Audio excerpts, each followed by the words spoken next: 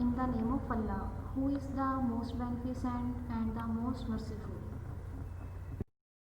This is Maria Aslam, roll number BSF 1701720 from University of Education Township Campus, Lahore.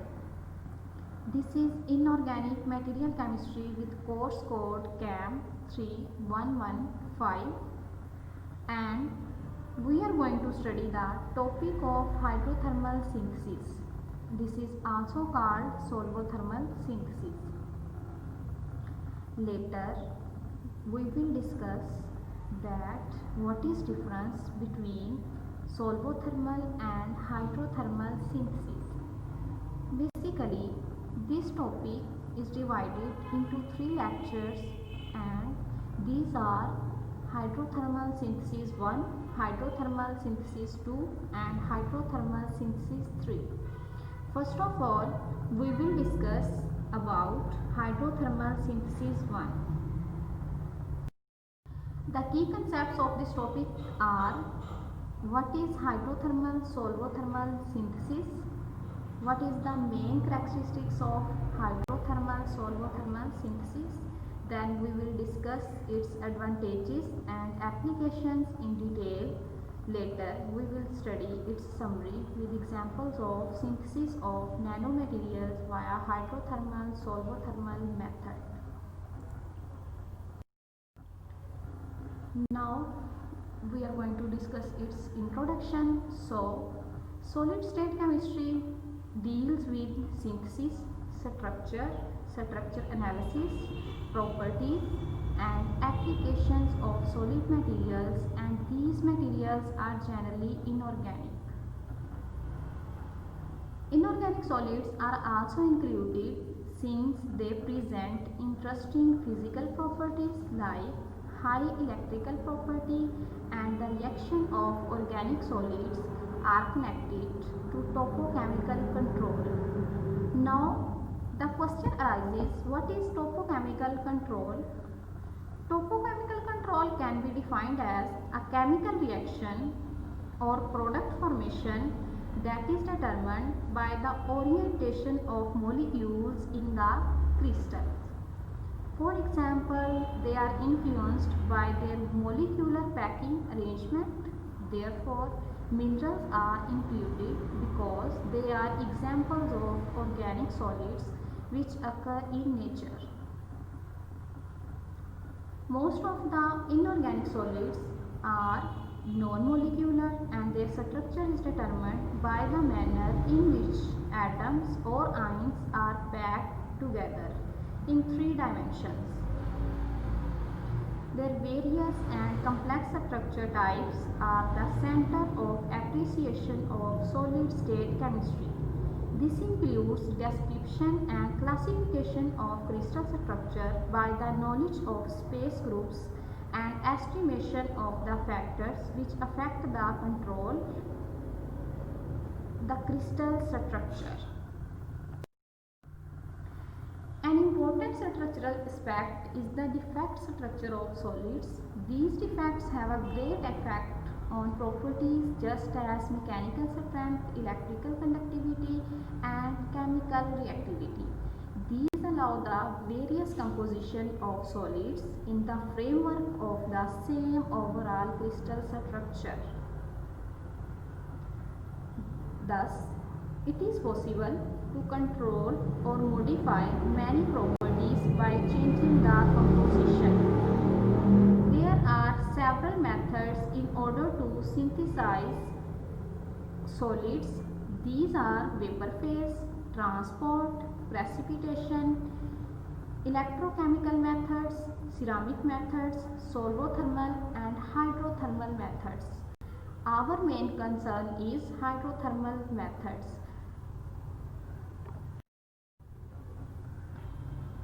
Now we are going to discuss hydrothermal synthesis method. Hydrothermal synthesis method is chosen to synthesize organic, inorganic, hybrid materials, since the other solid state synthesis methods are usually carried out by high temperature up to 1000 degree centigrade and solid state interactions, and this method is powerful in order to produce stable organic, inorganic hybrid materials. Solvothermal process from novel materials to hybrid nanosystems. Solvothermal reactions. A solvothermal reaction can be defined as a chemical reaction or a transformation between precursors in a solvent in a closed system at a temperature higher than the boiling temperature of the solvent and under high pressure. So we can say we use the following measurements in solvothermal synthesis. First of all, we use reactants in the solvent. Temperature is taken higher than the boiling point of solvent. The pressure must be high. The container must be closed so that nothing can leave nor can enter the container. This high pressure is basically called autogenous pressure or imposed pressure. It means it is the pressure which can be defined as the pressure exerted by the solvent itself. Subcritical or supercritical domain, homogeneous or heterogeneous system. Solvothermal process. The term solvothermal was proposed at the beginning of the 90s during the development of non-aqueous solvents. Examples: synthesis and crystal growth of nitrides using liquid ammonia as solvent, amothermal process. Why it is called amothermal process? Because we are using ammonia as a solvent, so it is called amothermal process. Synthesis and crystal growth of iron oxide Fe3O4 as small single crystals using ethanol as solvent, alcoholothermal process. Why it is called alcoholothermal process? Because we are using ethanol as a solvent, and you know ethanol is an alcohol, so it is called alcoholothermal process. Consequently, each solvent can lead to a specific word for different processes characterized by the same feature. Solvo means solvent and thermal means use of temperature. Hydrothermal synthesis method is finding increasing applications in material science and solid state chemistry. It is technologically important method for crystal growth and the synthesis of new materials with useful properties. It is also interesting scientifically because using high pressure provides an additional parameter for obtaining fundamental information on the structures, behaviors, and properties of solids. Hydrothermal synthesis is a chemical reaction in the presence of aqueous solvents above 100 degrees centigrade and at pressure greater than 1 atmosphere in a closed system in order to dissolve and recrystallize materials which are relatively insoluble under normal conditions. Aqueous solvent means we are using water. In 1913, hydrothermal method description by Morey and Nigli as a method in which the components are subjected to the action of water at temperature are usually above the critical temperature of water 370 degrees centigrade in closed forms, and therefore under the corresponding high pressure developed by such solutions. Also, according to Yoshimura, hydrothermal reactions occur under the conditions of high temperature and high pressure. The temperature must be greater than 100 degrees centigrade because here we are using water as a solvent and the boiling point of water is 100 degrees centigrade, and the pressure must be greater than 1 atmosphere in aqueous solution and in a closed system. So there must be autogenous pressure. Although most of the scientists think that hydrothermal synthesis carries out above 100 degree centigrade temperature and above 1 atmosphere pressure, there is no definite lower limit for temperature and pressure conditions. Hydrothermal reactions is generally chosen for the synthesis or stabilization of new compounds, growth of single crystals, preparation of finely divided materials and microcrystallites which have well-defined size and morphology, filtration of ores in metal extraction, decomposition, modification, corrosion, etching. Now we are going to discuss about its history. The first report of the hydrothermal growth of crystals was by German geologist in 1845. He grew microscopic quartz crystals in a pressure cooker. In 1848, Robert Bunsen reported growing crystals of barium and strontium carbonate at 200 degrees centigrade and at pressure of 15 atmospheres using sealed glass tubes and aqueous ammonium chloride as a solvent. In 1849 and 1851, French crystallographer Henri Feuille produced crystals of various minerals via hydrothermal synthesis. Synthetic quartz crystals produced in the autoclave shown in Western Electric's pilot hydrothermal quartz plant in 1959. Later, 1905, Spezia published reports on the growth of macroscopic crystals. He used solutions of sodium silicate natural crystals as seeds and supply and a silver-lined vessel. By heating the supply end of his vessel to 320 to 350 degrees centigrade and the other end to 165 to 180 degrees centigrade, he obtained about 15 millimeter of new growth over a 200-day period. Unlike modern practice, the hotter part of the vessel was at the top. A shortage in the electronics industry of natural quartz crystals from Brazil during World War II led to post-war development of a commercial-scale hydrothermal process for culturing quartz crystals by A.C. Walker and Ernie in 1950 at Bell Laboratories. Other notable contributions have been made by Nathan, Hale, Brown, and Coleman. Water as a medium. Water is one of the most important solvents present in nature in abundant amount and has remarkable properties as a reaction medium under hydrothermal conditions. Water is also called universal solvent. Water shows different characteristics under hydrothermal conditions than that of standard conditions.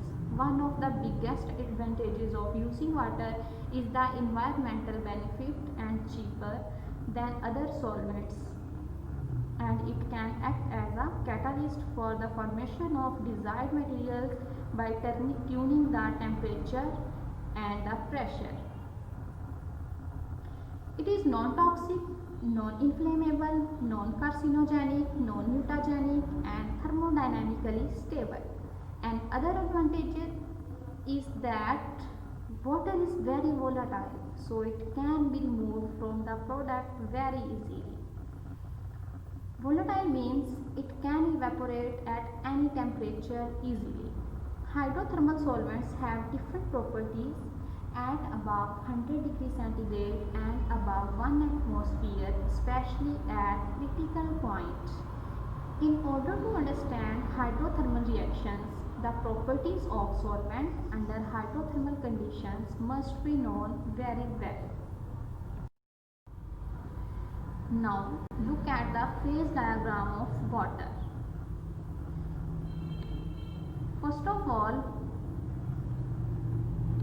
we discussed that temperature is on x-axis and pressure is on y-axis. Here temperature is an independent factor and pressure is an dependent factor.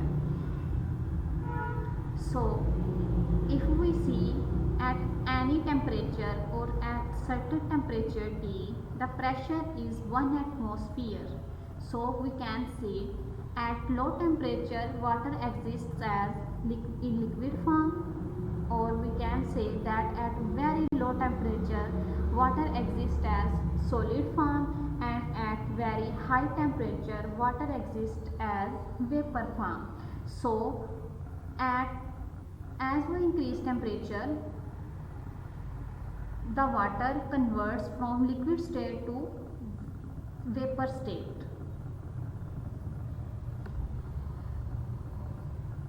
With the increase of temperature, a point reaches that is called critical point, and critical point is that point on a phase diagram at which both the liquid and gas phases of a substance have the same density and are therefore indistinguishable.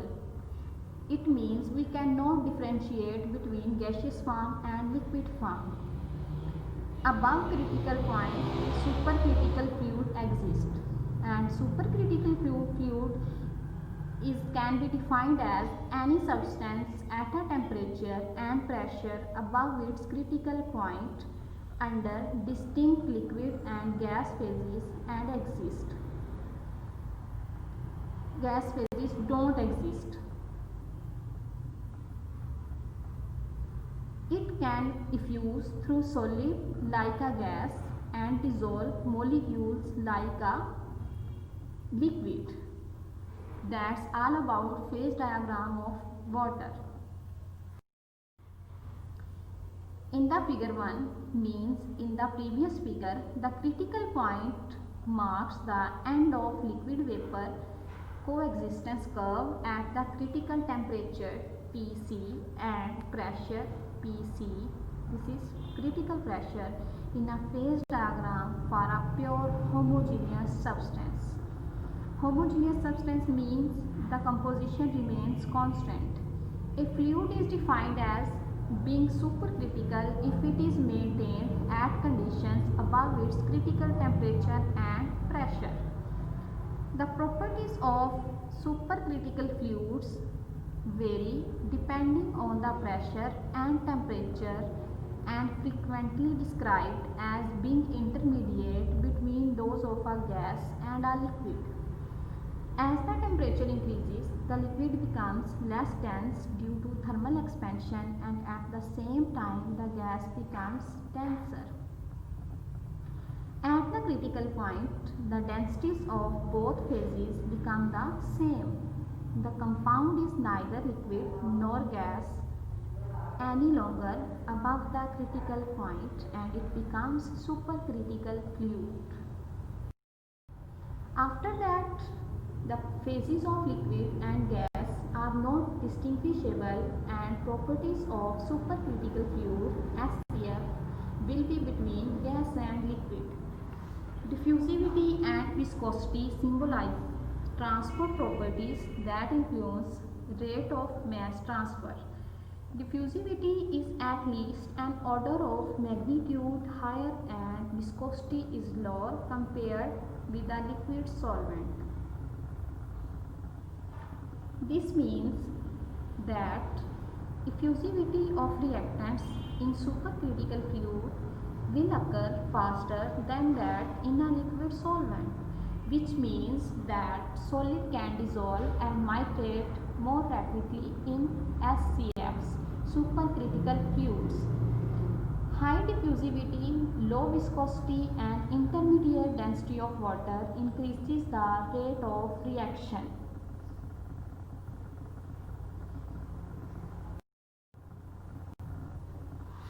The dielectric constant, that is defined as the ability of a solvent to charge separate, increases sharply with the pressure in the compressible region, that refers to the area around the critical point in which compressibility is considerably greater than would be forecasted from the ideal gas law.